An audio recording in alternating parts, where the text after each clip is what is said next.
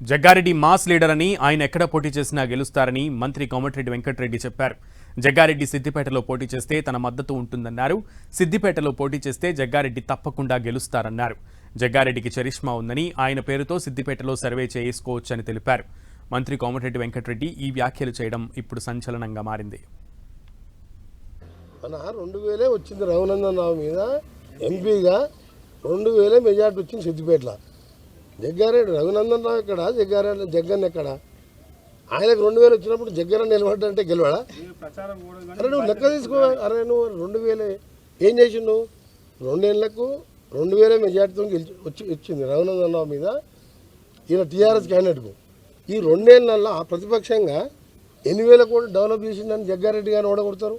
Congress party స్కీమ్స్తో పాటు ఆయనకున్న charisma common మ్యాన్గా ఉంటాడు కాబట్టి గెలుస్తాడని చెప్తున్నాను నేను.